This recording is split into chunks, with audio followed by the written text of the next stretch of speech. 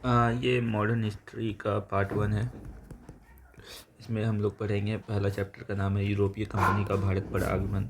सबसे पहले भारत में पुर्तगाल आए थे, उसके बाद डच आए, उसके बाद इंग्लिश यानी कि जो अंग्रेज़ थे वो आए, उसके बाद डेनिस आया, उसके बाद फ्रांसीसी आया। सबसे पहले पुर्तगाल, फिर डच, फिर अंग्रेज, फिर डेनिस, फिर फ्रांसीसी। पुर्तगाल, डच, इंग्लिश, डेनिस और फ्रांसीसी।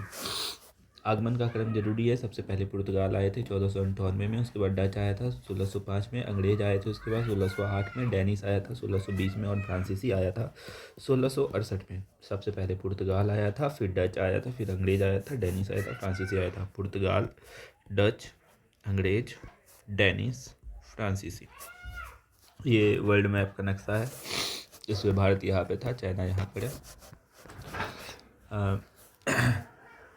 सबसे पहले जो यूरोपीय कंपनी भारत आया, उन्होंने अपना केंद्र कहाँ कहाँ खोला। सबसे पहले जो पुर्तगाल आया था वो 1498 में आया था और 1961 तक रहा। इन्होंने अपना प्रथम केंद्र कोचीन, केरल में खोला। पुर्तगाल जो आए थे उन्होंने अपना प्रथम केंद्र कोचीन, केरल वाले इलाके में खोला था। दूसरे नंबर पे डच आए थे। डच ने अपने हाँ, पुर्तगाल के बाद दूसरे नंबर पे डच आए थे जो कि 1605 में आए थे और 1759 तक रहे। उन्होंने पुर्तगाल के बाद भारत में डच आए थे। डच 1605 में आए थे और 1759 तक रहे। उन्होंने अपना प्रथम केंद्र मसूलीपट्टनम, आंध्र प्रदेश में खोला था। आंध्र प्रदेश मसूलीपट्टनम में खोला था। डचों के बाद अंग्रेज भारत आए थे। अंग्रेज 1608 में भारत आए। उन्होंने अपना केंद्र मसूलीपट्टनम में 1611 में खोला था। मसूलीपट्टनम आंध्र प्रदेश में खोला था। फिर तीसरे नंबर पे अंग्रेज आए थे। चौथे नंबर पे फिर डेनिस आए थे। डेनिस 1616 में आए थे और 1745 तक डेनिस रहे थे। डेनिसों ने अपना केंद्र ट्रांकुलर में खोला था।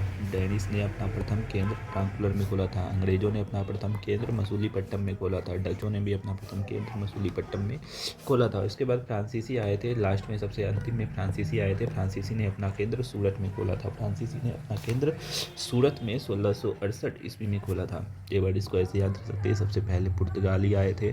पुर्तगालियों ने अपना केंद्र कोचीन में खोला था। पुर्तगाली के बाद आए थे डच। डचों ने अपना केंद्र मसूलीपट्टनम में खोला था। डच के बाद आए थे अंग्रेज। अंग्रेजों ने भी अपना केंद्र मसूलीपट्टनम में खोला था। उसके बाद आए थे डेनिस। डेनिसों ने अपना केंद्र ट्रांकुलर में खोला था। डेनिस के बाद आए थे फ्रांसीसी। फ्रांसीसियों ने अपना केंद्र सूरत में खोला था। यूरोपीय कंपनियों का आगमन के बारे में जानेंगे। सबसे पहले पुर्तगाल आए थे, फिर डच, फिर अंग्रेज, फिर डेनिस, फिर फ्रांसीसी। स्थापना पुर्तगाली की कंपनी थी एस्टादो द इंडिया। इसकी स्थापना 1498 में हुई थी। ब्रिटिश ईस्ट इंडिया कंपनी की स्थापना 1600 में हुई थी, जो कि अंग्रेजों का एक था। वेरिएंडो ओस्टो इंडियेसे कंपनी, जो कि डच ईस्ट इंडिया कंपनी थी, इसकी शुरुआत स्थापना 1602 में हुई थी। डेनिस ईस्ट इंडिया कंपनी की स्थापना 1616 में हुई थी। कंपनी डेस इंडेस ओरिएंटलेस फ्रांसीसी कंपनी है जिसकी स्थापना 1664 में हुई थी। यूरोपीय कंपनी का भारत में आगमन प्रमुख कारण था मसाला व्यापार। यूरोपीय कंपनी का भारत में आगमन का प्रमुख कारण था मसाला व्यापार। 1453 में उस्मानिया सुल्तान का कुस्तुनतुनिया व मिसाइनी माइबर पर कब्जा कर लिया गया। यूरोप में एक पुनर्जागरण भी एक मुख्य कारण था भारत पे यूरोपियों का आगमन का। यूरोप के पुनर्जागरण के बाद क्या क्या हुआ? मानवतावाद हुआ, वैज्ञानिक आविष्कार हुए, बहुत सारे नाव, बोट, ये सब बनाए गए, धर्म सुधार हुआ, धर्म के प्रति लोगों का रुझान बढ़ गया था।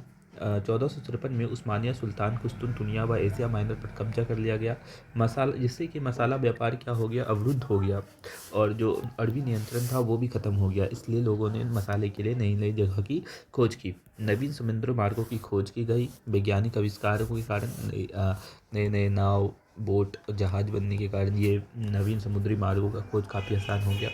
ब्राज़ील की खोज पुर्तगालियों ने की थी। अमेरिका की खोज कोलंबस ने की थी, जो कि स्पेन का था। अमेरिका की खोज कोलंबस ने की थी। भारत का खोज वास्को डी गामा ने। ब्राज़ील की खोज पुर्तगालियों ने की थी। अमेरिका की खोज 1492 में कोलंबस ने की थी, जो कि स्पेन का एक नागरिक था। भारत की खोज 1498 में वास्को डी गामा ने की थी, जो कि ऑस्ट्रेलिया की खोज कुक ने की थी, जो कि ब्रिटेन का निवासी था। न्यूजीलैंड और तस्मानिया की खोज तस्मान ने की थी, जो कि हॉलैंड का एक निवासी था। पुर्तगालियों का सबसे पहले जानेंगे कि भारत पर पुर्तगालियों का आगमन कैसे होता है। पुर्तगाली 1498 में आए थे और 1961 तक पुर्तगाली भारत में रहे थे। पुर्तगाल कुछ यहाँ पे पड़ता है। ये लोग पहले समुद्री मार्ग से आते थे। उसमें इस पे नहर का निर्माण नहीं हुआ था, इसलिए वो लोग इतना घूम के आते थे। पुर्तगाल 1498 में भारत आए थे। सबसे पहले जो आए थे वो पुर्तगाल थे और सबसे बाद में जाने वाले भी पुर्तगाल थे। भारत में सबसे बाद में जाने वाले पुर्तगाल थे। ये पुर्तगाल कैसे आए? यूरोप में पुनर्जागरण हुआ जिससे कि बहुत सारे वैज्ञानिक प्रकृति की चीज़ बनने लगी। पुर्तगाल राजकुमार हेनरी द नेविगेटर था। पुर्तगाल का जो राजकुमार था वह हेनरी द नेविगेटर था। उन्होंने प्रथम प्रयास 1487 में किया था बार्थोलोम्यू डियाज से Cape of the Good Hope. वो लोग Cape of the Good Hope पहुँचे थे जो कि अफ्रीका का एक द्वीप है। Cape of the Good Hope जो कि इस जगह पर पड़ता है। Cape of the Good Hope उन्होंने सबसे पहले यहाँ तक पहुँचे थे 1487 में। फिर द्वितीय प्रयास 1498 में करता है जिससे Vasco da Gama Cape of the Good Hope जो कि दक्षिणी अफ्रीका का एक जगह है वहाँ से होते हुए वो भारत कालीकट तक पहुँचता है। इससे सहायता की कालीकट तक पहुँचता है। इसकी सहायता गुजराती यात्री अहमद इब्न मजीदी ने की थी। इसे खोजने के लिए सहायता गुजराती यात्री इब्न मजीदी ने की थी। कालीकट शासक जेमुरिन द्वारा स्वागत किया जाता है वास्को डी गामा का अरबी व्यापार। यहाँ पर इसके बाद कुछ अरबी व्यापार भी विरोधी करने लगते हैं। पुर्तगाली शासन का भारत में विस्तार। सबसे पहले कंपनी एस्तादोगो द इंडिया 1458 में बना गया। प्रथम केंद्र इन्होंने पुर्तगालियों ने अपना प्रथम केंद्र केरल कोचिन में खोला था। केरल और कोचिन में खोला था। दूसरा केंद्र जो था वो कुन्नूर केरल में खोला था। सर्वप्रथम गवर्नर जो थे पुर्तगाली शासन का वो थे फ्रांसिस्को द अल्मीडा।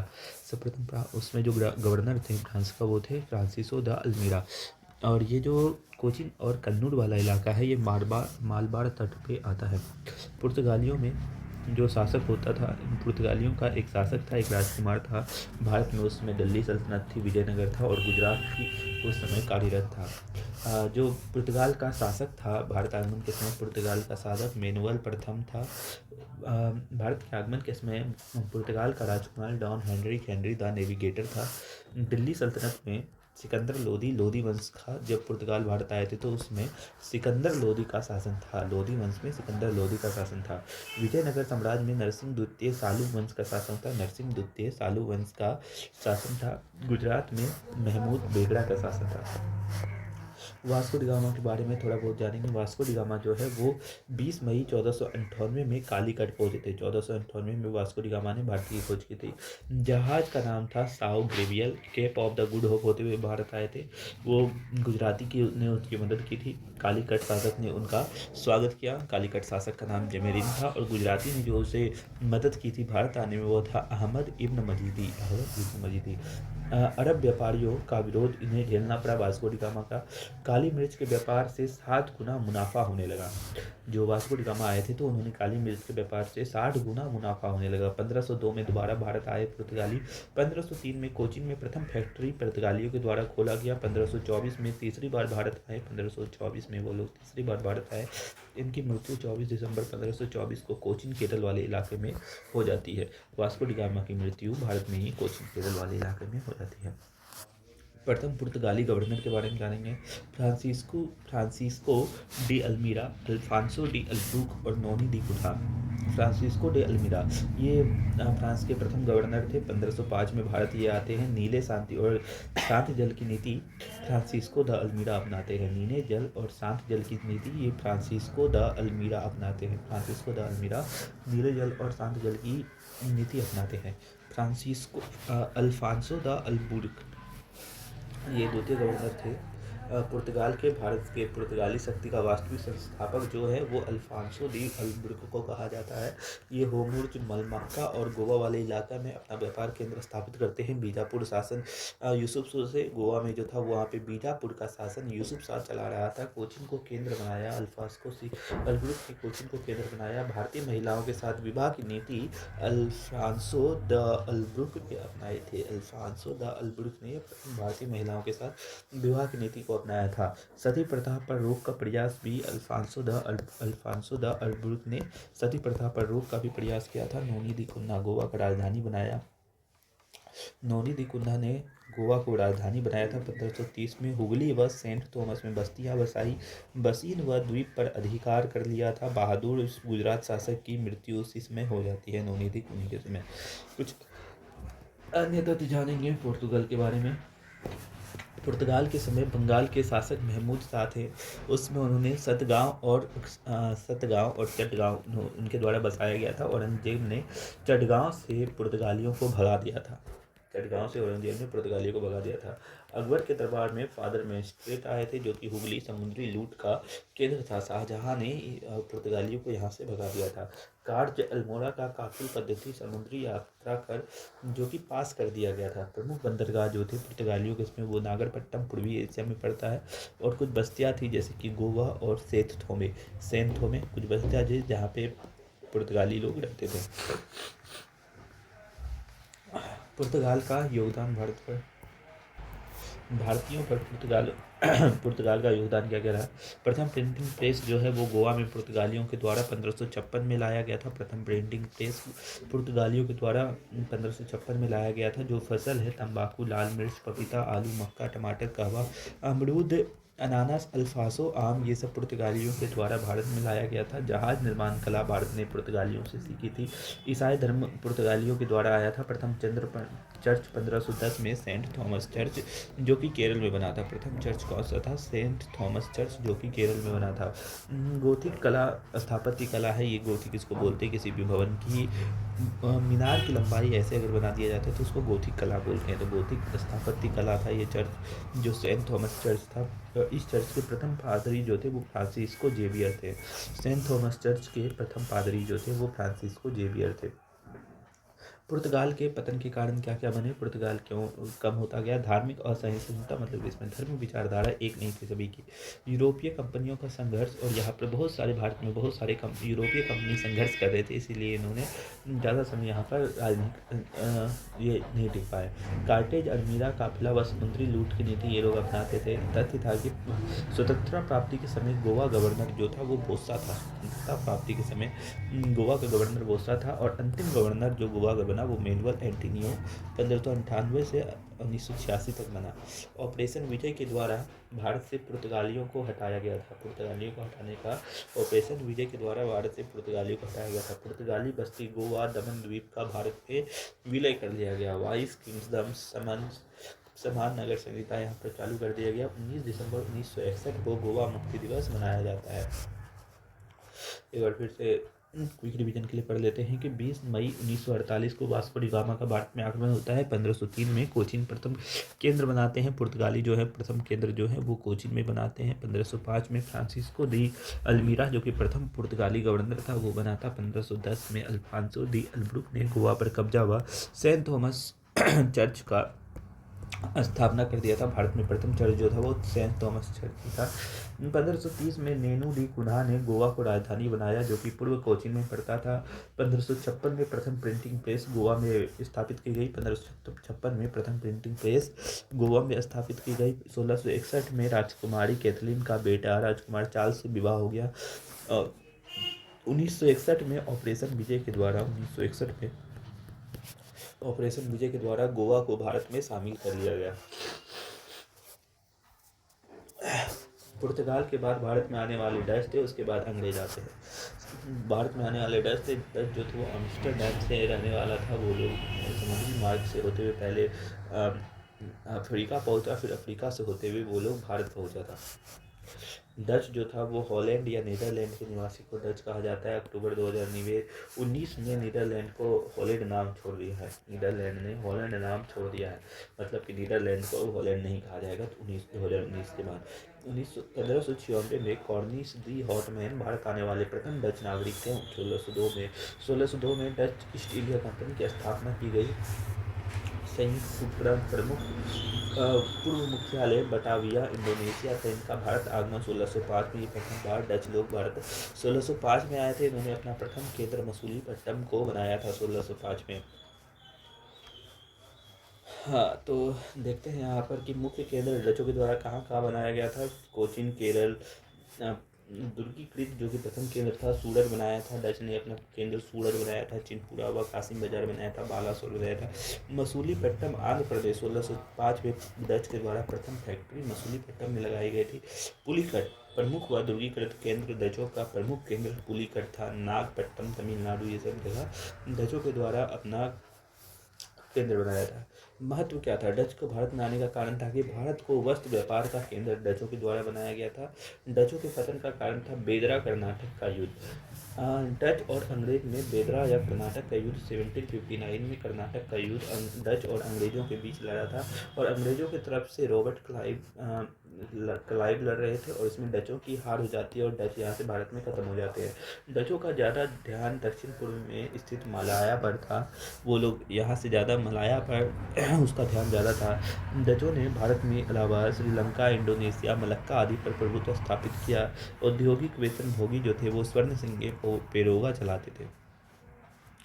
एक बार फिर से देख लेते हैं डच का क्विक रिवीजन कि प्रथम डच नागरिक जो था वो कॉर्नेलियस हॉटमैन भारत आया था 1602 में। Dutch East India company Vereenigde ओस्टो कंपनी की स्थापना करता है। 1605 में मसूलीपट्टनम में इन्होंने अपना प्रथम केंद्र की स्थापना की थी। 1610 में एकमात्र किलाबंद फैक्ट्री गोल्ड्रिया में पुलिकट की स्थापना करता है। 1627 में बंगाल के पीपल में डच फैक्ट्री की स्थापना करता है। 1664 में अंग्रेजों ने औरंगजेब ने बंगाल, बिहार और उड़ीसा में डचों का व्यापार का अधिकार औरंगजेब ने 1664 में दिया था। 1759 में बेदरा युद्ध में अंग्रेजों ने डचों का पराजय कर दिया और उनका पतन कर दिया। सबसे पहले पुर्तगाल आए थे, फिर डच आए थे, फिर अंग्रेज आए थे। अंग्रेजों जानेंगे कि अंग्रेज भारत 1608 में आए थे और भारत को 1947 तक भारत में रहते हैं। 1608 में भारत आए थे। अंग्रेजों ने इंग्लैंड की कंपनी है 1599 में जॉन मिल्टन हॉप भारत आए थे। 1599 में जॉन मिल्टन हॉप भारत आए थे। उन्होंने 1600 में इंग्लैंड और स्थापना जो है इंग्लैंड और भारत, इंग्लैंड में उसमें महारानी एलिजाबेथ का शासन था और भारत में अकबर का शासन था।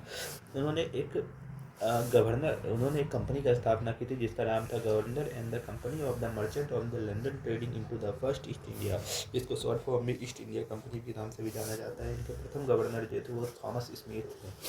ईस्ट इंडिया कंपनी के प्रथम गवर्नर जो थे वो थॉमस स्मिथ थे। निजी कंपनी शेयर जो था उसका संचालन 24 निर्देशक मंडलों के द्वारा किया जाता था, यानी कि जो ईस्ट इंडिया कंपनी थी उसमें 24 इन्वेस्टर ने अपना इन्वेस्ट किया था।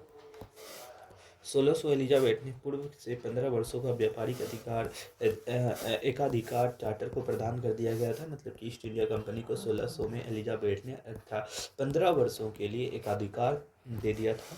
राजा जेम्स वन थे एकाधिकार को अनिश्चित काल के लिए बनाया। राजा जेम्स वन जो कि एकाधिकार को अनिश्चित काल के लिए बनाया 1609 में राजा जेम्स ने अनिश्चित काल के लिए कर दिया था। भारत में अंग्रेजों के द्वारा व्यापार 1608 में सबसे पहले सूरत आए थे। उनका द्वारा बनाया गया प्रमुख केंद्र कौन कौन सा था? सूरत, बम्बई, कुडलोर, मद्रास, मसूलीपट्टनम। अंग्रेजों के द्वारा प्रथम केंद्र कहाँ खोला गया था? मसूलीपट्टनम में। उड़ीसा, हुगली, कोलकाता जो कि फोर्ट विलियम के द्वारा किया गया था, मासिम बाजार, ये सब था। केंद्रों का विकास उत्तर भारत मुगल और दक्षिण भारत के द्वारा जानेंगे। उत्तर भारत मुगल, जो भारत का उत्तर वाला इलाका उस पर कैसे इन्होंने अधिकार किया। जहांगीर उसमें भारत का शासक था। जहांगीर के काल में भारत पहुंचा था अंग्रेज। कैप्टन हॉकिंस ने तुर्की संवाद किया जिससे कि 400 का मनसब व इंग्लिश खां 400 का मनसब और इंग्लिश खां की उपाधि जहांगीर ने इंग्लिश खां की उपाधि कैप्टन हॉकिंस को दे दी थी। अंग्रेजी कप्तान बेस्ट व मिल्टन ने सवाली में पुर्तगाल को हराया था सूरत में स्थित फैक्ट्री के कारण। इसमें जो प्रमुख था वो था थॉमस एल्बर्ट। प्रथम अस्थायी फैक्ट्री था पश्चिम भारत का प्रथम फैक्ट्री जो है वो सूरत में खोला गया था। प्रथम अस्थायी फैक्ट्री था पश्चिम भारत का प्रथम फैक्ट्री जो है वो सूरत में खोला गया था।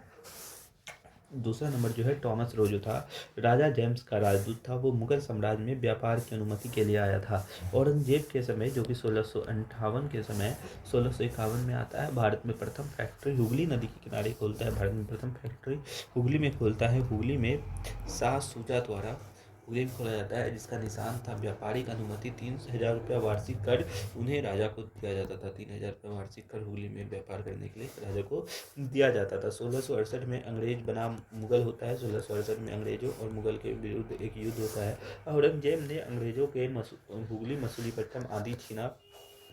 अंग्रेजों ने माफ़ी मांगी थी इसके लिए। 1698 में बंगाल के 3 गांव कालीकट, सूता नदी और गोविंदपुर इसकी जमींदारी जो है जॉब चेरनॉक के द्वारा कलकत्ता फोर्ट विलियम की स्थापना की गई। इसकी जमींदारी जो है वो जॉब चेरनॉक को मिल जाती है जिसके द्वारा कलकत्ता फोर्ट विलियम की स्थापना की गई। 1717 में फर्रुखसियर जो कि शाही फरमान जारी करता है जॉन सरमन व डॉक्टर हैमिल्टन को लेकर फर्रुखसियर के पास। जॉन सरमन मिशन और डॉक्टर हैमिल्टन को लेकर फर्रुखसियर के पास आया था, जिससे कि फर्रुखसियर एक शाही फरमान जारी करता है कि 3000 रुपये वार्षिक कर पर बंगाल अंग्रेजों को दे दिया जाएगा, 1000 रुपये 10,000 रुपये वार्षिक कर पर सूरत जो है वो अंग्रेजों को दे दिया जाएगा। बम्बई में कंपनी द्वारा ढाले गए सिक्कों का संपूर्ण भारत में ये चलेगा। बम्बई में कंपनी द्वारा ढाले गए सिक्के जो है पूरे भारत में चलेंगे। मुगल राज्यों में चलाने की आज्ञा अंग्रेजों को मिल गई और इसी को मेगना कार्टा और कंपनी अंग्रेज कहते थे। यहाँ पे कुछ नोट है। स्वर्ण प्रमाण जो है वो गोलकुंडा 500 पेगोड़ा 1632 में चलाया था। स्वर्ण प्रमाण जो है गोलकुंडा में 500 पेगोड़ा जो कि 1632 में चलाया था। ये उत्तर भारत की कहानी थी। अब दक्षिण भारत में जानेंगे। 1639 में फ्रांसीसी डे ने चंद्रगिरी के राजा से मद्रास मिलाया। फ्रांसीसी डे ने चंद्रगिरी के राजा से मद्रास मिलाया। फोर्ट सेंट जॉर्ज ने दक्षिण व्यापार केंद्र बनाया। ब्रिटेन राजकुमार चार्ल्स प्रथम व पुर्तगाली राजकुमारी कैथरीन ऑफ द ब्रेगेंजा का विवाह हुआ, जिससे कि पुर्तगालियों को गिफ्ट में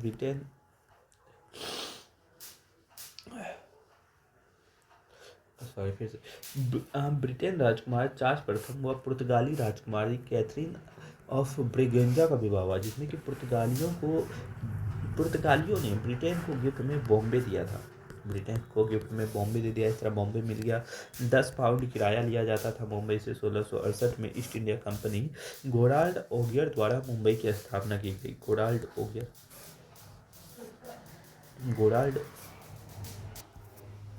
ईस्ट इंडिया कंपनी ने गोराल्ड ओगियर द्वारा मुंबई की स्थापना की थी। 1687 में ईस्ट इंडिया कंपनी ने सूरत से मुंबई केंद्र स्थानांतरित कर दिया। सबसे पहले सूरत केंद्र था, उसके बाद मुंबई में यह केंद्र स्थानांतरित कर दिया गया।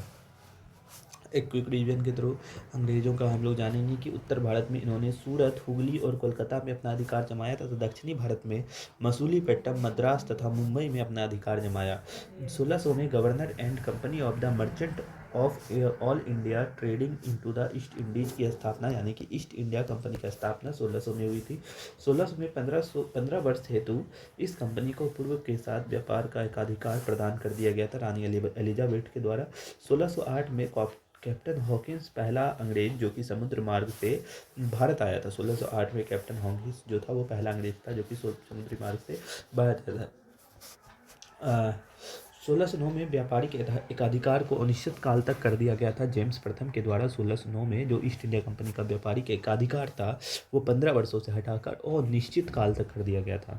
1611 में दक्षिणी में मसूलीपट्टनम में प्रथम फैक्ट्री की स्थापना मसूलीपट्टनम में अंग्रेजों के द्वारा किया जाता है। 1632 में गोलकुंडा के सुल्तान द्वारा सुनहरा फरमान जारी किया जाता है। 1661 में कंपनी को गवर्नर व अधिकारियों की नियुक्ति का अधिकार मिला। 1661 में कंपनी को गवर्नर व अधिकारियों की नियुक्ति का अधिकार मिल जाता है।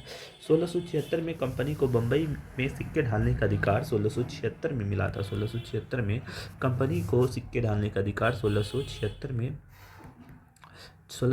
में मिला था। 1717 में फर्रुखसियर द्वारा शाही प्रमाण व मेग्ना कार्टा जारी किया जाता है।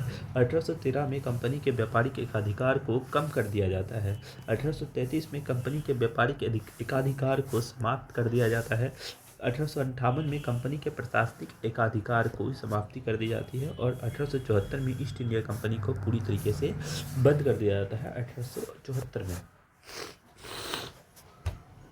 अंग्रेजों के बाद भारत में आने वाले डेनिश थे। सबसे पहले पुर्तगाल आए थे, फिर डच आए थे, फिर अंग्रेज आए थे, फिर डेनिश आए थे और फिर फ्रांसीसी आए थे।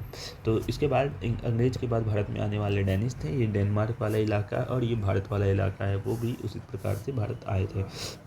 डेनिश जो है वो डेनमार्क की कंपनी है। 1616 में डेनिश जो था वो डेनिश ईस्ट इंडिया कंपनी की स्थापना 1616 में डेनिश ईस्ट इंडिया कंपनी की स्थापना होती है। 1620 में प्रथम फैक्ट्री त्र्यंबकर तमिलनाडु में डेनिश के द्वारा बनाया जाता है।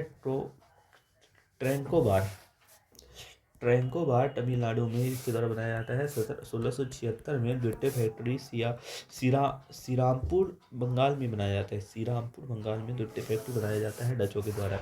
1845 में डचों ने अंग्रेजों के सभी फैक्ट्री बेच कर चले गए।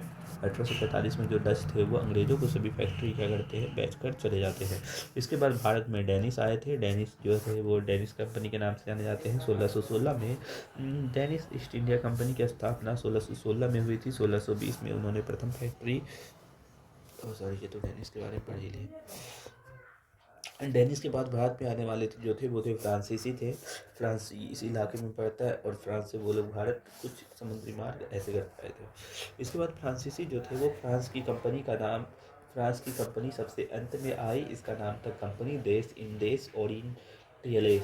तो ये जो कंपनी थी 1664 में फ्रांसीसी के द्वारा बनाया गया था। फ्रेंच ईस्ट इंडिया कंपनी के नाम से भी इसे जाना जाता है, जिसके कि राजा थे लुई 14 थे एवं वित्त मंत्री जो था वो था कॉलबर्ट। पूर्णतः सरकारी कंपनी थी ये,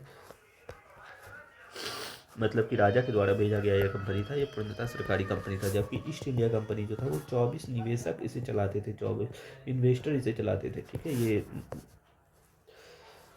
हाँ। तो फ्रांस का मुख्य केंद्र जो था वो सबसे प्रथम भारत आए थे। प्रथम फैक्ट्री जो उन्होंने सूरत में खोली थी फ्रैंको केरो के नेतृत्व में। हाँ, तो जब फ्रांसीसी कंपनी सबसे पहले भारत आए थे 1668 में, उन्होंने प्रथम फैक्ट्री जो है वो सूरत में खोली थी फ्रैंको केरो के नेतृत्व में। द्वितीय फैक्ट्री जो है वो मछलीपट्टनम में 1669 में खोली थी। 1664 में फ्रैंकोइस मार्टिन ने पांडुचेरी की स्थापना की थी। पांडुचेरी की स्थापना फ्रैंकोइस मार्टिन ने की थी। सबसे पहले पुर्तगाल, फ्रांस। 1690 में चंद्रनगर बंगाल में इन्होंने अपना व्यापार खोला था। फ्रांसीसी के पतन के कारण के बारे में जानेंगे। 1742 तक इनका मात्र व्यापार था, मतलब इस व्यापार की दृष्टि से आए थे। 1742 में टुफलो की फ्रांसीसी गवर्नमेंट ने साम्राज्य विस्तार की नीति अपनाया। भारतीयों को आंतरिक मामलों में हस्तक्षेप फ्रांसीसियों के द्वारा किया जाने लगा। एक प्रकार की सहायक संधि की व्यवस्था की गई। व्यापारिक और राजनीतिक महत्वाकांक्षा इनकी बढ़ गई थी, जिसके कारण अंग्रेजों के संघर्ष के लिए 3 युद्ध होते हैं और इन्हें 3 कर्नाटक युद्ध लड़ना पड़ता है। 3 कर्नाटक युद्ध अंग्रेजों और फ्रांसीसियों के विरुद्ध हुआ था। हाँ, इस समय मुगल इम्पीरियर का कुछ ऐसा नक्शा था। ठीक है, कर्नाटक युद्ध। हाँ, फ्रांसीसियों और अंग्रेजों के बीच कर्नाटक युद्ध हुआ था। जो प्रथम कर्नाटक युद्ध था वो ऑस्ट्रिया के उत्तराधिकार का युद्ध था। इसका परिणाम था कि ऑक्सला ला सेपेल की संधि हुई थी। डुप्ले बनाम इसकी विशेषता थी कि डुप्ले बनाम मोर्स के बीच ये हुआ था। डुप्ले और मोर्स के बीच ये हुआ था। अडियार की लड़ाई, सेंट थॉम की लड़ाई इन्हीं के बीच हुई थी। प्रथम कर्नाटक युद्ध में हुई थी। कैप्टन पेरेडाई जो था वो फ्रांस की ओर से लड़ रहा था। अवधुद्दीन जो था वो कर्नाटक की ओर से लड़ रहा था।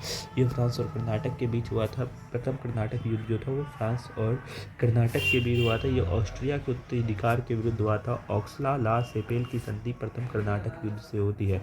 ऑक्सला ला सेपेल की संधि प्रथम कर्नाटक युद्ध से होती है। द्वितीय कर्नाटक युद्ध 1749 से 54 तक हुआ था। हैदराबाद और कर्नाटक के विवादास्पद उत्तराधिकारियों के मुद्दे पर यह हुआ था। पांडुचेरी की संधि द्वितीय कर्नाटक युद्ध से होती है। अंबार की लड़ाई द्वितीय कर्नाटक युद्ध में हुई थी। अंबार की लड़ाई द्वितीय कर्नाटक युद्ध में 1749 में हुई थी। डुप्ले की इसमें वापसी होती है। गोडियो ने एक नया गवर्नर बनता है। हैदराबाद में नासिर जंग और मुजफ्फर जंग था। कर्नाटक की ओर से अलाउद्दीन और चंदा साहब था और नसीरुद्दीन और अवनुद्दीन का जो साथ दे रहे थे वो अंग्रेज दे रहे थे और उनका साथ फ्रांसीसी दे रहे थे। तृतीय कर्नाटक युद्ध, इसे सप्तवर्षीय युद्ध का भारत में विस्तार हो जाता है। पेरिस की संधि इसके बाद होती है। फ्रांसीसी गवर्नर उसमें ला ली थी। वांडीवास का युद्ध इसी के कारण होता है। 12 जनवरी 1760 में आईकूट अंग्रेज और लाली फ्रांस के बीच ये युद्ध होता है। कर्नाटक युद्ध जो है वो 3 लड़े गए। तीनों में मुख्य चीज़ जान लेते हैं बस। प्रथम कर्नाटक युद्ध में जो हुआ था वो ऑक्सला सेपेल की संधि हुई थी। द्वितीय कर्नाटक युद्ध में पांडुचेरी की संधि हुई थी और तृतीय कर्नाटक युद्ध में पेरिस की संधि हुई थी। प्रथम में ऑक्सलालूट, दूसरे में पांडुचेरी की संधि और तीसरे में पेरिस की संधि। द्वितीय कर्नाटक युद्ध में अंबार की भी लड़ाई हुई थी और तृतीय कर्नाटक युद्ध में वांसीवास का युद्ध हुआ था। वांडीवास का युद्ध हुआ था। प्रथम कर्नाटक युद्ध में ऑक्सलास सेपेल की संधि हुई थी। द्वितीय कर्नाटक युद्ध में पांडुचेरी की संधि हुई थी। तृतीय कर्नाटक युद्ध में पेरिस की संधि हुई थी। तृतीय कर्नाटक युद्ध में पेरिस की संधि हुई थी। फ्रांस की असफलता का कारण क्या था कि फ्रांसीसी का यूरोप में राजनीति का उलझना।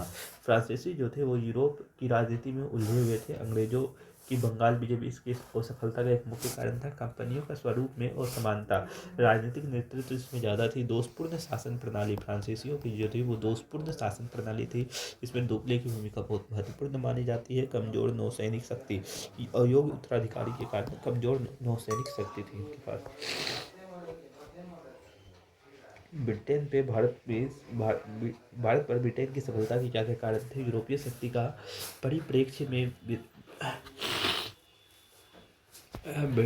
ब्रिटिशों की सफलता का कारण था व्यापारिक कंपनियों की संरचना एवं कार्यप्रणाली, नौसैनिक सर्वोच्चता, सैन्य कुशलता तथा अनुशासन, ब्रिटेन की अस्थायी सरकार, औद्योगिक क्रांति का प्रसार, ईसाई धर्म के प्रसार में कम रुचि और ऋण बाजार का उपभोग। ठीक है, ये सब ब्रिटेन के भारत प्रशासन का मुख्य कारण था। एक क्विक रिवीजन देख लेते हैं फ्रांसीसियों के बारे में। 1664 में फ्रांसीसी ईस्ट इंडिया कंपनी की स्थापना होती है। 1746 से 48 में प्रथम कर्नाटक युद्ध फ्रांसीसियों व कर्नाटक के नवाब अबरुद्दीन के मध्य होता है 1646 से 1648 में, जिसके बाद ऑक्सोफ्लोज की संधि होती है। 1746 में सेंट टोमे के युद्ध में फ्रांसीसियों की विजय हो जाती है।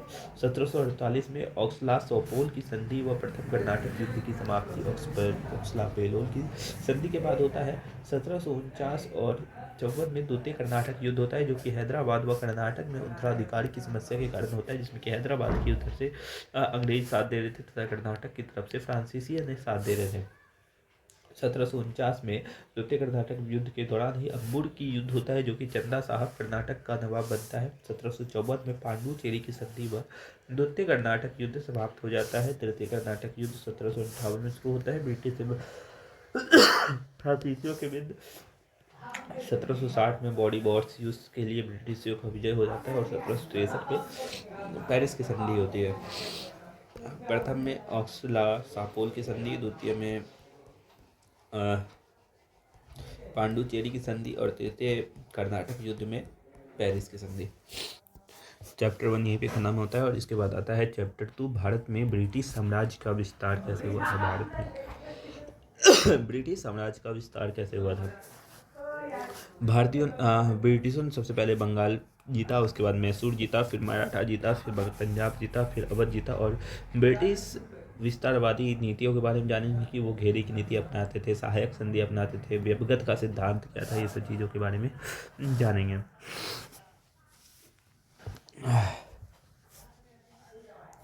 हाँ, 1750 में कुछ प्रमुख भारतीय राज्य थे, जिसमें पहला था बंगाल, जिसे कि प्लासी का युद्ध होता है, और बक्सर का युद्ध 1557 में प्लासी का युद्ध और अंग्रेजों के विरुद्ध बक्सर का युद्ध 1764 में होता है। दूसरा था मैसूर, जिसमें कि अंग्रेजों के विरुद्ध प्रथम आंग्ल मैसूर युद्ध, द्वितीय आंग्ल मैसूर युद्ध और तृतीय आंग्ल मैसूर युद्ध और चतुर्थ आंग्ल मैसूर युद्ध होता है। उसके बाद तीसरा था मराठा में प्रथम आंग्ल मराठा युद्ध 1775 में होता है, द्वितीय आंग्ल मराठा युद्ध 1803 में होता है और तृतीय आंग्ल मराठा युद्ध 1817 में होता है। फिर चौथे नंबर पे पंजाब था। पंजाब में अंग्रेजों ने मिलाने के लिए प्रथम आंग्ल सिख युद्ध और द्वितीय आंग्ल सिख युद्ध किया था। पांचवा नंबर पे सिंध था और उसके बाद छठा नंबर पे अवध था। इस प्रकार अंग्रेजों ने भारत पर किस प्रकार अपना शासन जमाया। चैप्टर 2.1 बंगाल में ब्रिटिश शासन की स्थापना के बारे में जानेंगे। भारत पर 17वीं सदी का भारत के बारे में जानेंगे। मुगलों के अधीन मजबूती और एकीकृत शासन था। उसमें 17वीं शताब्दी में भारत में मुगलों का शासन था और वो एक एकीकृत शासन व्यवस्था चला रहे थे। 18वीं शताब्दी में भारत जो था वो मुगल साम्राज्य का पतन हो जाता है 18वीं शताब्दी में, और भारत के छोटे छोटे राज्यों का उदय हो जाता है। केंद्रीकृत व शक्तिशाली सत्ता का अभाव हो जाता है। इसके बाद जो केंद्रीकृत शक्तिशाली सत्ता जो होती है वो खत्म हो जाती है। दक्षिण भारत में हैदराबाद, बंगाल, कर्नाटक तथा मैसूर ये सब स्वतंत्र राज्य बन जाते हैं तथा उत्तर भारत में मराठा, पंजाब, राजपूताना, रहीलखंड तथा अवध ये सब उत्तर भारत के स्वतंत्र स्वतंत्र राज्य बन जाते हैं।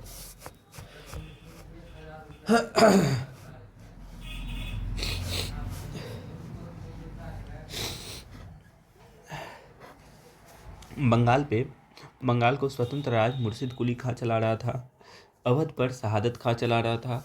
रुहेलखंड वादिद दाऊद और अली मोहम्मद खां के द्वारा स्वतंत्र राज्य स्थापना कर दी जाती है। हैदराबाद जो है वो निजाम उल मुल्क असफ शाह चिनक खिलीज खान औरंगजेब के द्वारा चिकन खिलीज खां निजाम उल मुल्क आसफ जहाँ को नाम दिया गया था। कर्नाटक में शहादतुल्ला खां की सरकार बन जाती है। जो मैसूर इलाका था वो हैदर अली स्वतंत्र राज्य स्थापित कर देता है। जो मराठा था वहाँ पर शिवाजी और पेशवा ने स्वतंत्र राज्य स्थापित कर दिया था। और जो पंजाब था वहाँ पे महाराणा रंजीत सिंह ने अपना स्वतंत्र राज्य स्थापित कर दिया था। सबसे पहले जानेंगे कि बंगाल में अंग्रेजों ने कैसे शासन किया, कैसे आक्रमण किया। बंगाल जो कि उसमें बंगाल, बिहार और उड़ीसा तीनों एक में मिले हुए थे। बंगाल का प्रशासन जो था उसमें मुगल प्रांत के पास था। बादशाह जो थे वो औरंगजेब थे। बंगाल में सूबेदार और दीवान की उपाधि दी जाती थी। सूबेदार जो था वो अजीम उसाद था और दीवान जो था वो मुर्शिद कुली खां था। मुर्शिद कुली खां ने फर्रुख सियर से सूबेदार नियुक्त किया था। फर्रुख सियर ने मुर्शिद कुली खां को सूबेदार नियुक्त किया था। बंगाल में वंशानुगत शासन इसके बाद देखने को मिलता है। मुर्शिद कुली खां इसके बाद स्वतंत्र राज्य की स्थापना बंगाल को कर लेता है। मुर्शिद कुली खां के बाद अलीवर्दी खां, सिराजुद्दौला, मीर जाफर, मीर कासिम, नजम उद्दौला और मुबारक उद्दौला देखने को मिलता है। बंगाल का महत्व क्या था अंग्रेजों के लिए? एक अत्यंत समृद्ध प्रांत था बंगाल। उपजाऊ भूमि थी यहाँ का नौ परिवहन बहुत अच्छा था। क्षेत्रीय शक्ति की चुनौती नहीं थी। समुद्र व्यापार जो कि वस्त्र के लिए था काफ़ी अच्छा था बंगाल के नवाब में सबसे पहले थे मुर्शिद कुली खां जो 1717-1727 तक चलाते हैं। मुगल सम्राट फर्रुख शेर द्वारा स्वतंत्र रूप से नियुक्त अंतिम सूबेदार जो था वह मुर्शिद कुली खां था। इन्होंने कई सुधार किए, कृषि के लिए तगावी ऋण की व्यवस्था लाई, जमींदार के लिए राजस्व की व्यवस्था लाई। राजधानी में ढाका से मुर्शिदाबाद बनाया। राजधानी को ढाका से मुर्शिदाबाद मुर्शिद कुली खां के द्वारा बनाया गया था। राजधानी को ढाका से मुर्शिदाबाद मुर्शिद कुली खां के द्वारा बनाया गया था। फर्रुख सियर जो था वो एक शाही फरमान जारी करता है कि बंगाल नवाब हेतु सिरदर्द पर विरोध नहीं। बंगाल जो है वो नवाब हेतु सिरदर्द है पर विरोध नहीं है। ये शाही फरमान फर्रुख सियर ने जारी किया था। पर फर्रुख सियर जो था वो मुगल का एक शासक था। फर्रुख सियर मुर्शिद कुली खां के बाद दूसरे नंबर पे आता है अलीवर्दी खां जिसके बीच गिरिया का युद्ध लड़ा गया था। सरफराज और अलीवर्दी खां के बीच लड़ा गया था जिसमें कि अलीवर्दी विजयी होता है और बंगाल का नवाब बनता है। मुगलों का राजस्व देना अलीवर्दी खां ने मुगलों को राजस्व देना बंद कर दिया था। अंग्रेजों की तुलना मधुमक्खी की छत्ते से की थी। किसने की थी? अलीवर्दी खां ने की थी। अलीवर्दी खां ने अंग्रेजों की तुलना मधुमक्खी के छत्ते की थी। उसके बाद तीसरे नंबर पे आता है सिराजुद्दौला के नाम पे एक ब्लैक होल घटना काफ़ी प्रचलित है और एक प्लासी का युद्ध भी सिराजुद्दौला के द्वारा लड़ा गया था। सिराज ने अंग्रेजों का विरोध किया तथा कोलकाता को किलेबंदी करने से रोका। अंग्रेजों ने इनका मना किया तो सिराज ने कोलकाता पर आक्रमण कर दिया जिसमें कि एक ब्लैक होल बहुत ज़्यादा प्रचलित है जो कि 1756 में ब्लैक होल सिराजुद्दौला के द्वारा किया गया था। ब्लैक होल जो है वो सिराजुद्दौला के द्वारा किया गया था। जॉर्ज हॉलवॉल 146 में से 23 बचे थे। मतलब कि उन्हें एक बंद कमरे में 146 अंग्रेजों को रख दिया गया था जिसमें सिर्फ 23 बचते और 123 जो थे वो मारे जाते हैं। अंग्रेजों ने फुल्टा द्वीप में शरण ली। इसके बाद जो 23 बचे हुए थे उन्होंने फुल्टा द्वीप में शरण ली। मद्रास से क्लाइव और वाटसन की सेना जब ब्लैक होल हुआ था तो मद्रास में क्लाइव और वाटसन की सेना थी अंग्रेजों की। जब फिर वो वापस आती है बंगाल में कोलकाता किलेबंदी, सिक्के ढालना, बंगाल पर कर मुक्त व्यापार। सिराज ने अपमानजनक अलीनगर की संधि फरवरी 1757 में करनी पड़ी। सिराजुद्दौला को अपमानजनक अलीनगर की संधि करनी पड़ी 1757 में। इसके बाद जो है अलीनगर की संधि सिराज को अपमानजनक रूप में करनी पड़ी जिससे कि कोलकाता किलेबंदी पर उसे सहमत मिल जाता है। सिक्के ढालने का अंग्रेजों को मिल जाता है। सिक्के ढालने का हुक्म। बंगाल में कर मुक्त व्यापार का भी मिल जाता है अंग्रेज़ों को। उसके बाद रॉबर्ट क्लाइव के बारे में जानेंगे कि रॉबर्ट क्लाइव का कुछ षड्यंत्र रचा था। घसीटी बेगम, शौकत जंग, मीर जाफर, जगत सेठ, अमीर चंद और राय दुर्लभ, ये सब को सिराजुद्दौला के पक्ष में जो थे उन्हें अपने पक्ष में मिला लिया। इसके बाद प्लासी का युद्ध होता है 1757 में। प्लासी बंगाल के भागीरथी तट पर होता है। प्लासी का युद्ध बंगाल के भागीरथी तट पर होता है। इसका कारण था अलीनगर की संधि। प्लासी का युद्ध का एक मुख्य कारण था अलीनगर की संधि। प्लासी का युद्ध का एक मुख्य कारण क्या था? अलीनगर की संधि। युद्ध जो था वह 23 जून 1757 में होता है। रॉबर्ट क्लाइव वर्सेस सिराजुद्दौला के बीच, रॉबर्ट क्लाइव और सिराजुद्दौला के बीच 1757 में प्लासी का युद्ध होता है। प्लासी का युद्ध का क्या परिणाम निकला? रॉबर्ट क्लाइव की इसमें जीत हो जाती है। सिराजुद्दौला जो होता है वो हार जाता है और ब्रिटिश साम्राज्य का संस्थापक बन जाता है रॉबर्ट क्लाइव। विलियम पिट जो था उसमें ब्रिटेन में सेना नायक के पद पर था। उसे स्वर्ग से उत्पन्न सेना नायक की उपाधि दी जाती है। यह अंग्रेजों की सैन्य नहीं, षड्यंत्र और कूटनीति विजय थी। मतलब कि वो सेना से नहीं जीता था, बल्कि उन्होंने बहुत सारा षड्यंत्र किया था और बहुत सारा कूटनीति की थी। इसी कारण वह प्लासी का युद्ध जीत पाता है। इसके बाद मीर जाफर जो है अंग्रेजों का कठपुतली नवाब बना दिया जाता है। मीर जाफर को अंग्रेजों का कठपुतली नवाब बना दिया जाता है। बंगाल की लूट इसके बाद प्रारंभ हो जाती है। अंग्रेजों को 24 फरगना क्षेत्र मिल जाता है। भारत में ब्रिटिश प्रभुत्व जो है यहाँ से बंगाल में प्लासी युद्ध के बाद शुरू हो जाती है। बंगाल में इसके बाद कुछ क्रांति होती है। जो मीर जाफर है उसी को मीर कासिम के नाम से जाना जाता है। वेंसी टाट जो है वो बंगाल की क्रांति का जनक माना जाता है। अंग्रेजों ने मीर जाफर पर डचों के साथ अंग्रेजों के खिलाफ षड्यंत्र करने का आरोप लगाकर मीर जाफर को हटा दिया। अंग्रेजों के खिलाफ षड्यंत्र करने के आरोप में मीर कासिम को हटा दिया।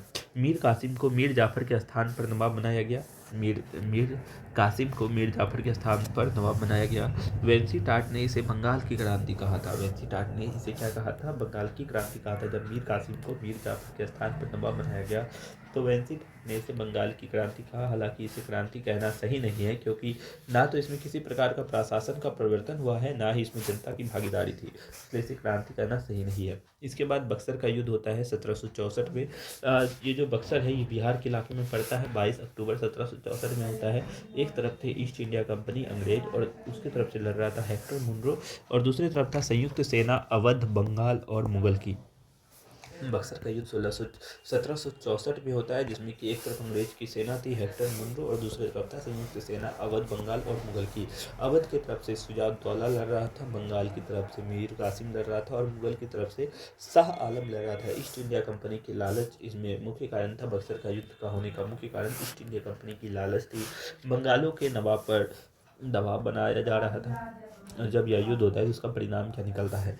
इलाहाबाद की प्रथम संधि और इलाहाबाद की द्वितीय संधि बक्सर के युद्ध के बाद की जाती है।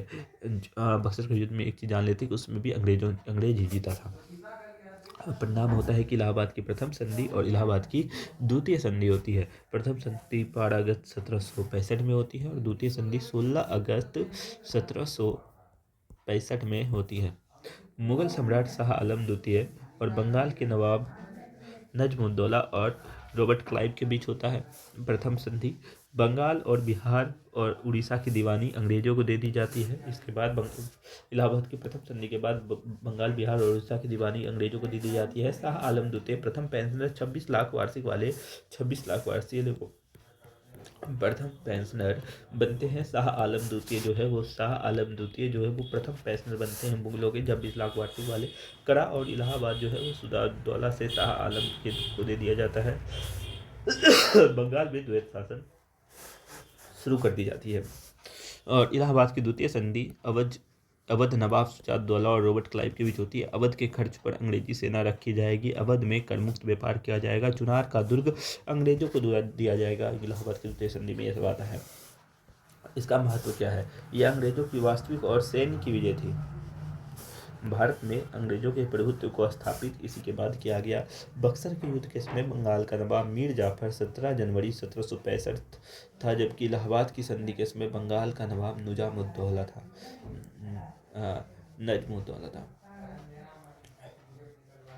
बंगाल में इसके बाद द्वैध शासन शुरू हो जाता है, जो कि 1756 से 1772 तक रहता है। निजामत शासन जो है वो प्रशासन जो है वो नवाब के द्वारा चलाया जाएगा, और जितने भी वित्त चीज़ होगी, जो भी दिमानी चीज़ होगी, जैसे कि वित्त फाइनेंस चीज़ जो होगा वो कंपनी के द्वारा देखा जाएगा। के एम पानिका ने डाकुओं का राज्य जिसे कहा है। बंगाल की दुर्दशा यहीं से शुरू हो जाती है। वारेन हेस्टिंग द्वारा इसकी समाप्ति वारेन हेस्टिंग द्वारा 1773 के रेगुलेटिंग एक्ट में कर दी जाती है। क्विक रिवीजन एक बार देख लेते हैं कि 1717 में फारूक शेर ने मुर्शिद कुली खां को बंगाल का सूबेदार बनाया था।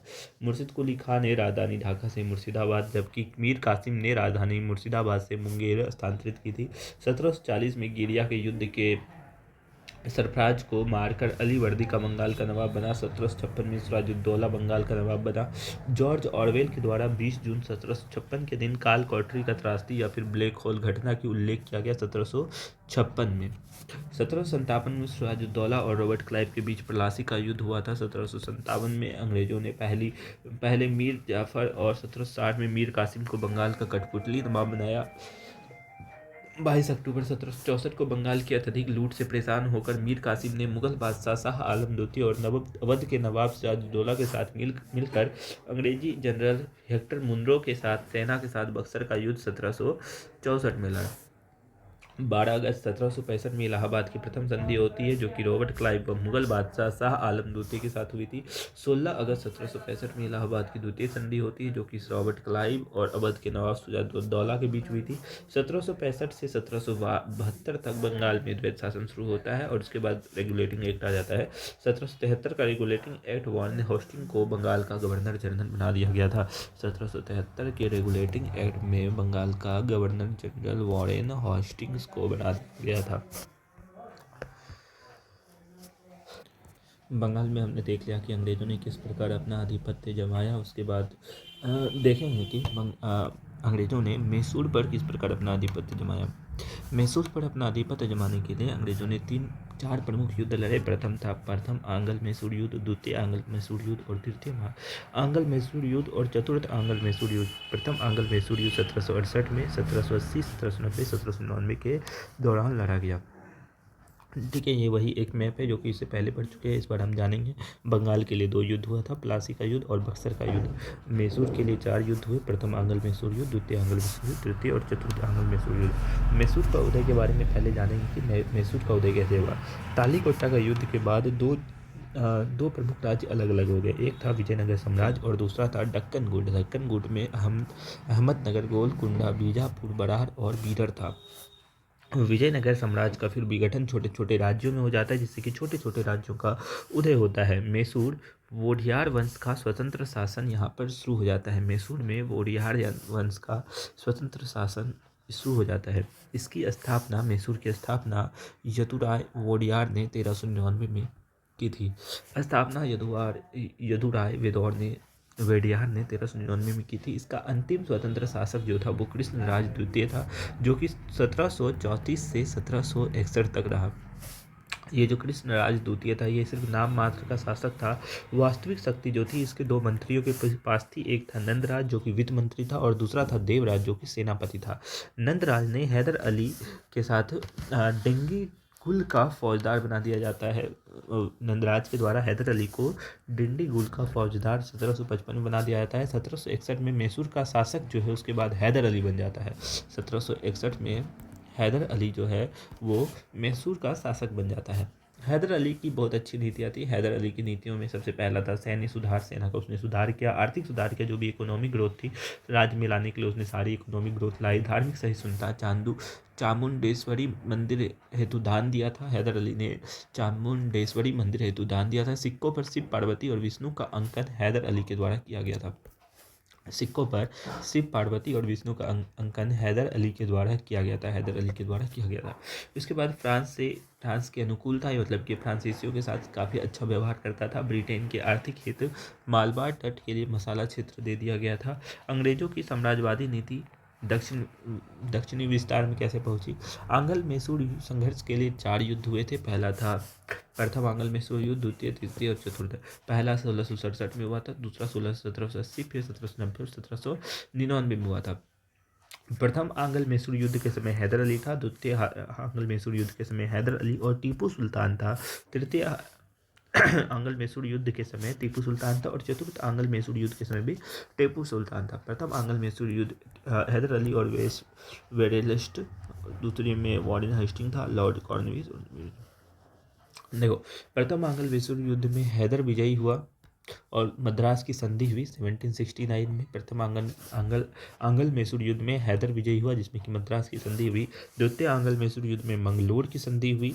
तृतीय आंग्ल मैसूर युद्ध में टीपू की हार हो जाती है और श्रीरंगपट्टम संधि होती है। चतुर्थ आंग्ल मैसूर युद्ध में फिर से टीपू की हार हो जाती है और उसकी मृत्यु हो जाती है और दक्षिण में अंग्रेज प्रभुत्व यहीं से शुरू होने लगता है। प्रथम आंग्ल मैसूर युद्ध में हैदर विजयी हुआ जिसमें कि मद्रास की संधि हुई। प्रथम आंग्ल मैसूर युद्ध में मद्रास संधि होती है। द्वितीय आंग्ल मैसूर युद्ध में मंगलोर की संधि होती है। तीसरे आंग्ल मैसूर युद्ध में श्रीरंगपट्टम संधि होती है।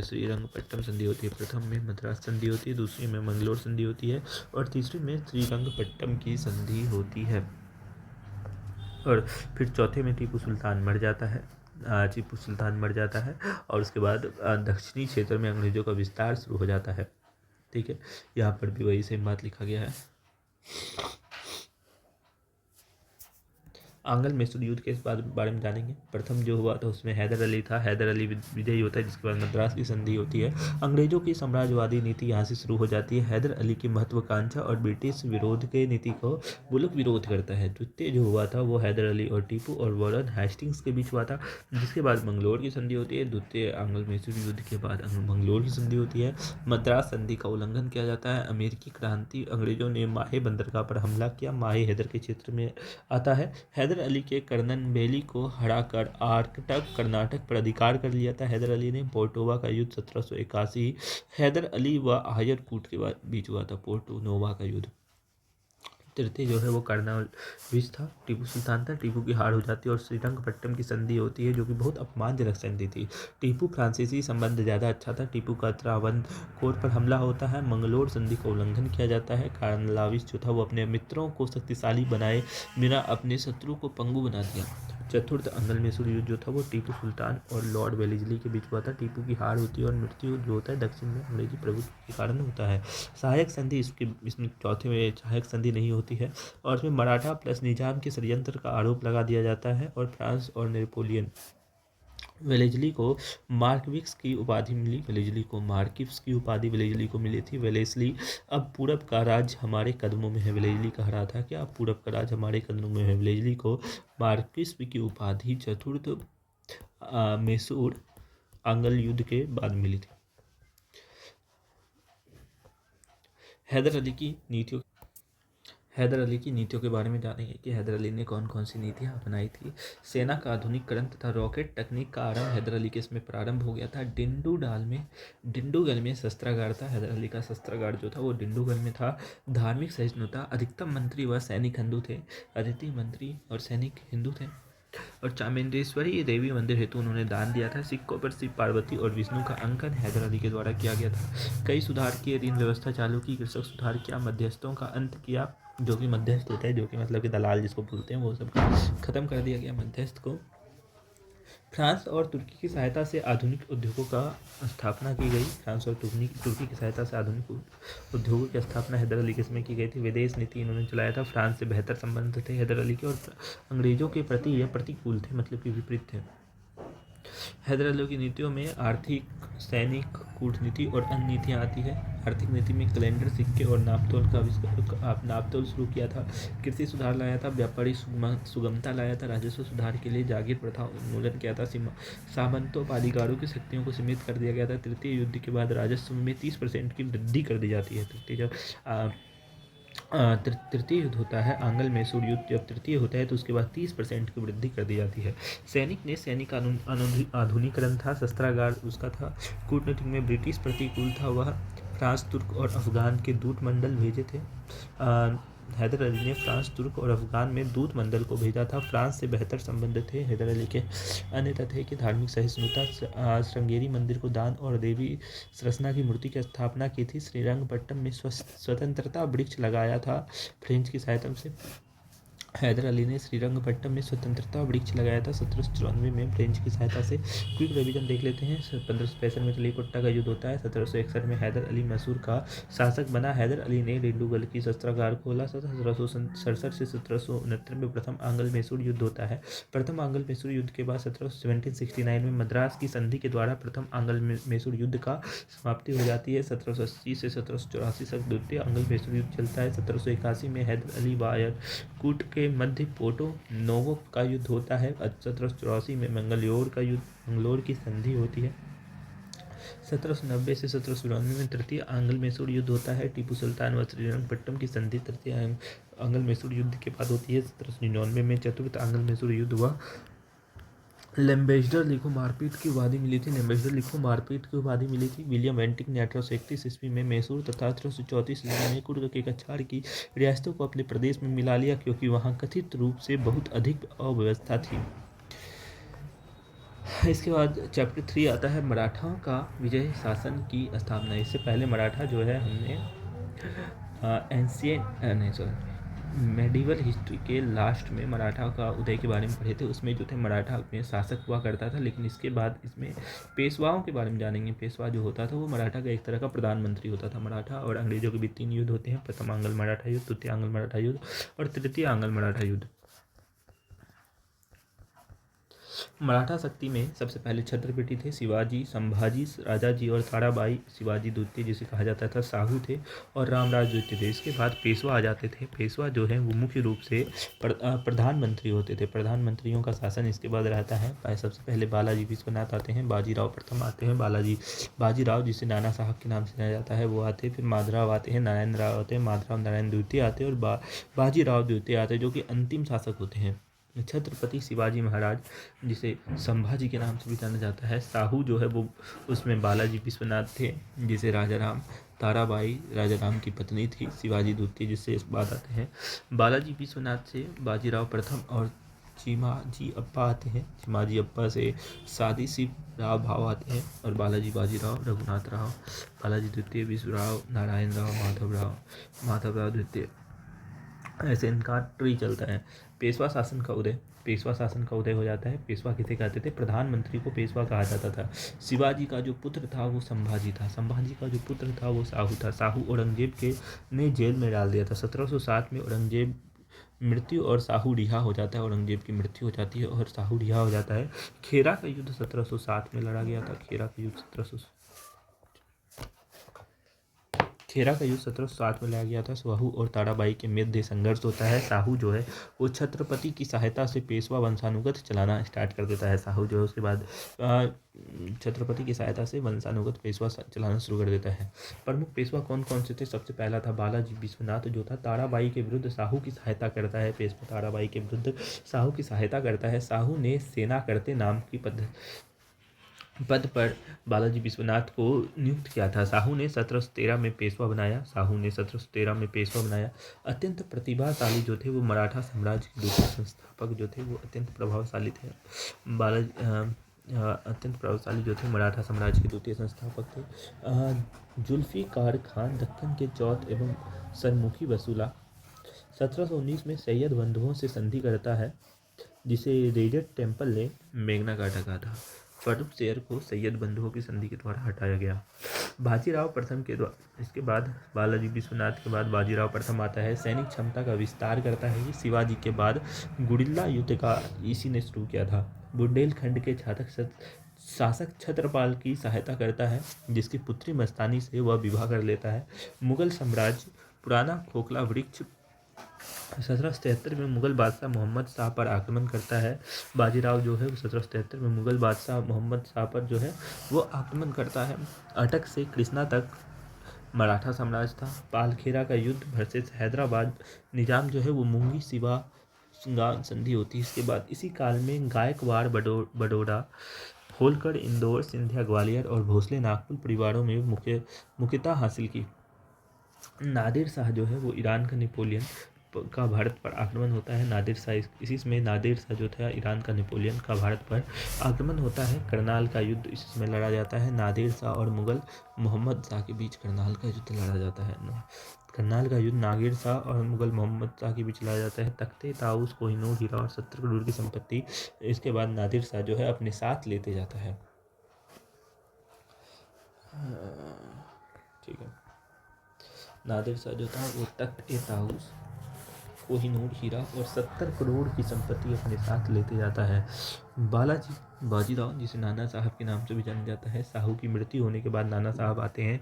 राजा राम द्वितीय, जिसे नए छत्रपति का नाम से भी जाना जाता है, संगोला की संधि 1750 में बालाजी बाजीराव नाना साहब इसके बाद आते हैं। साहू की मृत्यु के बाद रामराज द्वितीय नए छत्रपति बनते हैं। संगोला की संधि 1750 में हुई थी।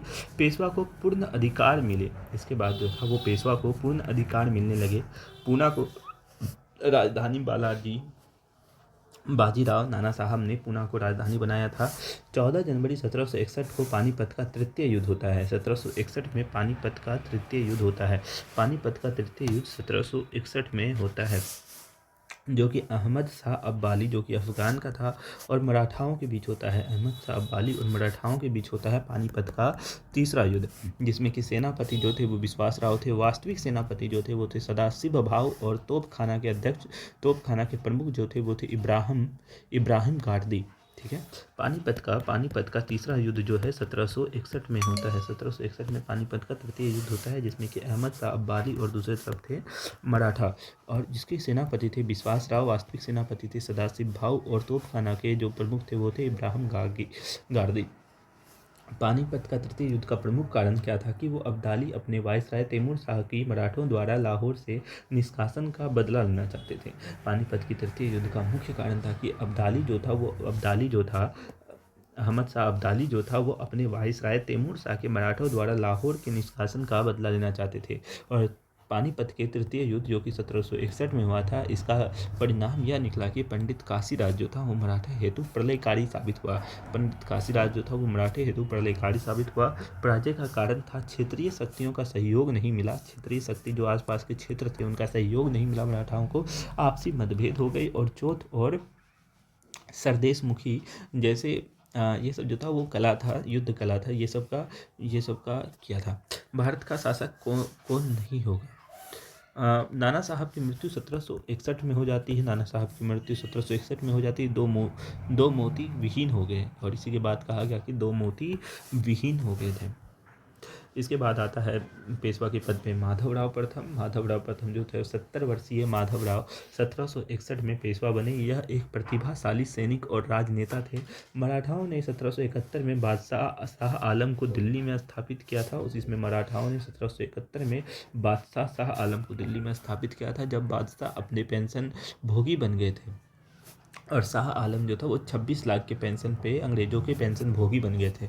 1771 ईस्वी में माधवराव को क्षय रोग से मृत्यु हो गई। कोई क्षय रोग हो गया था, इसी कारण 1771 में माधवराव प्रथम की क्या हो जाती है, मृत्यु हो जाती है। नारायण राव जो कि 1772 से 1773 ईस्वी तक रहे। माधवराव की मृत्यु के बाद उसका छोटा भाई नारायण राव पेशवा बना, लेकिन 1773 ईस्वी में उसके चाचा रघुनाथ राव ने पेशवा बनने के लिए नवनारायण की हत्या कर दी थी। माधवराव की मृत्यु के बाद उसका छोटा भाई नारायण राव पेशवा बना, लेकिन 1773 में उसके चाचा रघुनाथ राव ने पेशवा बनने के लिए नारायण राव की क्या कर दी, हत्या कर दी। इसके बाद माधवराव सेकेंड के बाद जानेंगे। नारायण राव की मृत्यु के बाद उसका पुत्र माधवराव नारायण पेशवा बना। नाना फडणवीस के नेतृत्व में मराठा सरदारों ने मराठा राज्य की देखभाल के लिए 12 भाई काउंसिल की नियुक्ति की थी। प्रमुख मराठा सरदारों की इस चुनौती का सामना करने के अपने समर्थ पाकर रघुनाथ राव पूना से भागने पर विवश हो गया, और बम्बई जाकर नाना फडणवीस के विरुद्ध अंग्रेजों की से सहायता मांगी थी। ठीक है, प्रमुख मराठा सरदारों की चुनौतियों से सामना करने में अपने आप को समर्थ पाकर माधवराव ने रघुनाथ राव पूना से भागने पर विवश हो गया, और बम्बई जाकर नाना फडणवीस के विरुद्ध अंग्रेजों से सहायता मांगी थी। रघुनाथ राव पूना उसके बाद आता है बाजीराव द्वितीय। ये रघुनाथ राव का पुत्र था। नाना फड़निवास की मृत्यु के बाद जिन मराठा नेताओं ने हाथों में शक्ति रही, उनमें पेशवा बाजीराव द्वितीय, दौलत राव सिंधिया व यशवंतराव होलकर प्रमुख थे। पेशवा बाजीराव द्वितीय और सिंधिया होलकर के विरुद्ध संयुक्त मोर्चा बनाकर उसको नीचे दिखाना चाहते थे। अप्रैल 1801 में पेशवा व जसवंत राव होलकर ने भाई बिट्ठू हाजी की निर्मम हत्या कर दी गई। होलकर ने पुनः पर आक्रमण कर पेशवा की सिंधिया की सेनाओं को 1802 में हृदय सर नामक स्थान पर पराजित किया तथा पूना पर अधिकार कर लिया। उसने अमृत राव के पुत्र विनायक राव को पूना की गद्दी पर बैठा दिया। ठीक है। अब बाजीराव द्वितीय ने भागकर बसीन में शरण ली थी तथा 31 दिसंबर 1802 को अंग्रेजों की एक संधि कर ली थी, जिसे बसीन की संधि कहा जाता है। बसीन की संधि बाजीराव द्वितीय ने भागकर बसीन में शरण ली थी। बाजीराव द्वितीय ने भागकर बसीन में शरण ली थी और 31 दिसंबर 1802 को अंग्रेजों के साथ एक संधि कर ली थी, जिसे कि बसीन की संधि कहा जाता है। जिसे क्या कहा जाता है? बसीन की संधि कहा जाता है। मराठा क्षेत्र में और उसकी राजधानी के बारे में जानेंगे। होलकर की राजधानी इंदौर थी। होलकर की राजधानी इंदौर थी। गायकवाड़ की राजधानी बड़ोदरा थी। गायकवाड़ की राजधानी बड़ोदरा थी। पेशवा की राजधानी पुणे थी। पेशवा की राजधानी पुणे थी। भोसले की राजधानी नागपुर थी। भोसले की राजधानी नागपुर थी। छत्रपति की राजधानी सतारा थी। छत्रपति की राजधानी सतारा थी। और सिंधिया सिंधिया की राजधानी ग्वालियर थी। सिंधिया महत्वपूर्ण है। सिंधिया की राजधानी क्या थी? ग्वालियर थी। आंग्ल मराठा युद्ध। इसके बाद अंग्रेजों और मराठाओं के बीच जो युद्ध हुए उसके बारे में जानेंगे। 1761 में माधवराव जो प्रथम थे, माधवराव फर्स्ट थे, वो पेशवा बने थे। मराठा शक्ति का पुनर्गठन हो गया था। अंग्रेज जो थे वो विस्तारवाद चाहते थे और अंग्रेजों में मराठा शक्ति के पुनर्गठन के बाद अंग्रेजों के बीच चिंता का एक विषय बन गया था। 1772 में माधवराव प्रथम की मृत्यु हो जाती है। मराठा में आपसी कलह के कारण मृत्यु हो जाती है। और उसके चाचा जो थे रघुनाथ राव, जिसके छोटे भाई नारायण राव थी, रघुनाथ राव ने हत्या कर दी थी। नाना फड़निवास और महादजी सिंधिया के माधवराव सेकेंड को पेशवा बनाया। ठीक है। छोटा भाई नारायण राव की हत्या कर दी थी, जिसके बाद नाना फड़निवास और महादजी सिंधिया ने माधवराव सेकेंड को क्या बनाया? पेशवा बनाया। अंग्रेजों के साथ सूरत की संधि 1775 में की गई। अंगल मराठा संघर्ष उसके बाद फिर शुरू हो गया। मूल नाम जो था वो बालाजी जनार्दन भानु था। नाना फड़निवास का मूल नाम क्या था? बालाजी जनार्दन भानु था। जेम्स ग्रांट डफ मोकियावेली था। अत्यंत चतुर और प्रभावशाली मराठा मंत्री जो था वो नाना फड़निवास था। नाना का टीपू सुल्तान से भी युद्ध हुआ था। नाना फड़निवास का टीपू सुल्तान से भी क्या हुआ था? युद्ध हुआ था। इसके बाद अंगल मराठा युद्ध के बारे में जानेंगे। प्रथम अंगल मराठा युद्ध जो था, एक पक्ष में मराठा और वारेन हेस्टिंग्स के बीच ये हुआ था। इसका कारण था मराठा संघ में प्रमुख हेतु मराठाओं का आंतरिक संघर्ष। इसका मुख्य कारण था माधवराव प्रथम की मृत्यु 1772 में हो जाती है, जिसके पुत्र थे नारायण राव और उसके चाचा थे रघुनाथ राव। दोनों के बीच फिर संघर्ष शुरू हो जाता है। अंग्रेजों के साथ सूरत की संधि 1775 में मराठाओं ने की थी। प्रथम अंगल मराठा युद्ध 1775 से 1782 तक चला था। इस युद्ध का परिणाम हुआ कि सालबाई की संधि में प्रथम अंगल मराठा युद्ध में सालबाई की संधि हुई। प्रथम अंगल मराठा युद्ध में क्या हुआ? सालबाई की संधि हुई, जो कि 1782 में हेस्टिंग्स और फड़नवीस के मध्य हुई थी। सालबाई की संधि प्रथम अंगल मराठा युद्ध के बाद हुई थी। सालबाई की संधि प्रथम अंगल मराठा युद्ध के बाद हुई थी। सालसेट और एलिफेंटा द्वीप अंग्रेजों को मिल गया इस संधि में। सालबाई की संधि में क्या हुआ कि जो सालसेट था और एलिफेंटा द्वीप जो था वो अंग्रेजों को मिल गया। अंग्रेजों ने माधव द्वितीय को पेशवा माना। पेशवा माना। भविष्य में 20 वर्षों तक शांति का हस्ताक्षर किया गया। रघुनाथ राव को पेंशन पर रखा गया। पेंशन पर रखा गया। इसके बाद द्वितीय अंगल मराठा युद्ध होता है। द्वितीय अंगल मराठा युद्ध 1803 से 1805 तक होता है। एक पक्ष में थे पक्ष इसमें कौन कौन सा था? एक तरफ था मराठा और दूसरी तरफ था वेलेजली। इसका कारण था जो नेपोलियन था, फ्रांसीसी आक्रमण का भय सताने लगा था अंग्रेजों को। साम्राज्यवादी सोच के साथ वेलेजली का भारत आगमन हो गया था। सहायक संधि व्यवस्था वेलेजली के द्वारा शुरू की गई थी। मराठाओं का आंतरिक कलह भी एक मुख्य कारण था द्वितीय आंग्ल मराठा युद्ध का।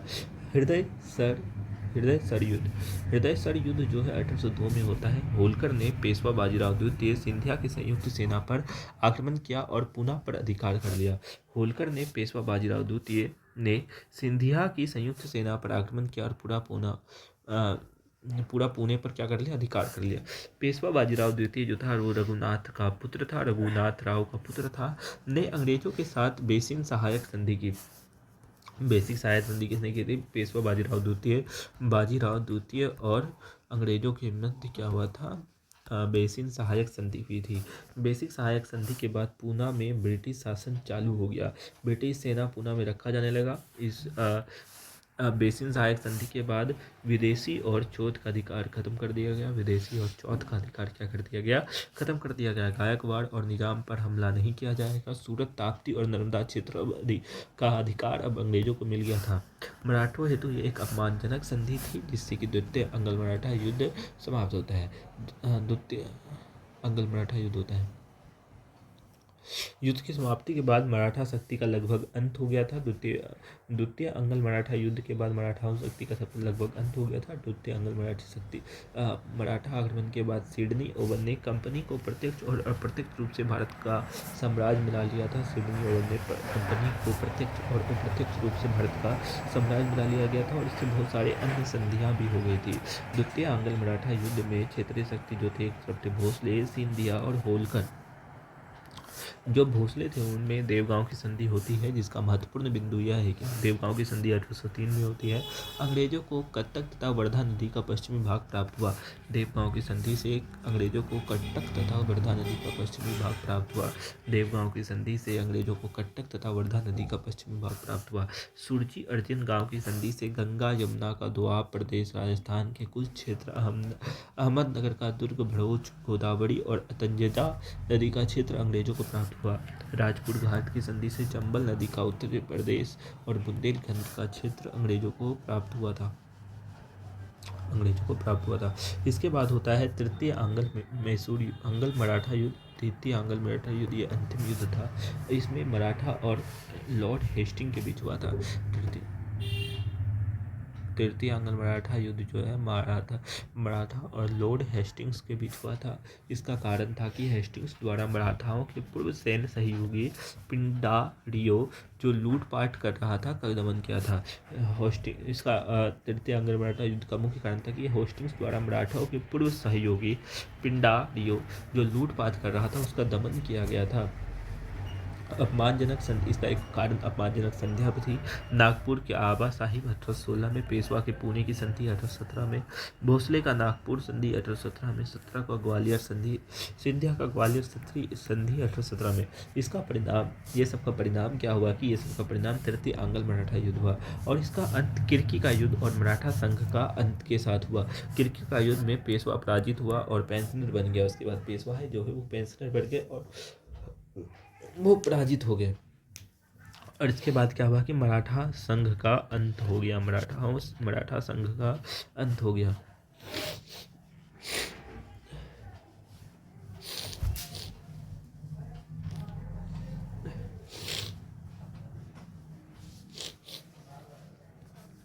इसमें एक शॉर्ट रिवीजन देख लेते हैं।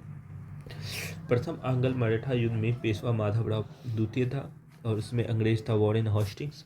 पेशवा पद को लेकर मतभेद था राघव राव और रघुनाथ राव के बीच। अंग्रेजों ने वाणिज्यिक और राजनीतिक लाभ कपास के लिए भी इसमें क्या था, प्रथम अंग्ल मराठा युद्ध में सालबाई की संधि हुई 1782 में, सूरत की संधि हुई 1775 में और बड़गांव की संधि हुई 1769 में। द्वितीय अंग्ल मराठा युद्ध जिसमें पेशवा बाजीराव द्वितीय थे। पेशवा बाजीराव द्वितीय द्वारा अंग्रेजों के साथ बसीन की संधि करना, नेपोलियन का उदय तथा फ्रांसीसी आक्रमण का भय। इसमें भोसले देवराव की संधि हुई। द्वितीय अंग्ल मराठा युद्ध में भोसले देवगांव की संधि हुई। द्वितीय अंग्ल मराठा युद्ध में सिंधिया सुरजीयन गांव की संधि हुई। द्वितीय अंग्ल मराठा युद्ध में होलकर राजपुर घाट की संधि हुई।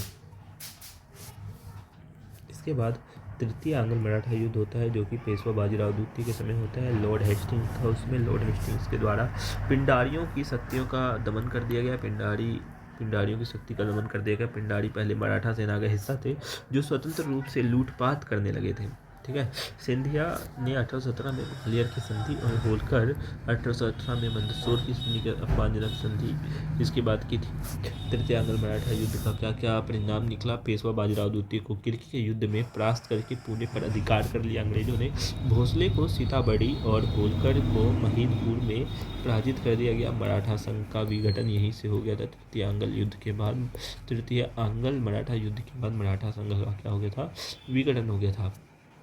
मराठाओं की असफलता का कारण क्या था? मराठा क्यों हार गए, इसके कारण क्या था? आपसी गुटबंदी और असंगठित मराठा संघ, मतलब कि इसमें आपसी गुटबंदी थी, मतलब कि आपसी ही कलह बहुत ज़्यादा था। आपसी पेशवा बनने का ज़्यादा इसमें था। आपसी पेशवा जो बनना चाहते थे उसके बीच आपसी कलह ज़्यादा हो गया था।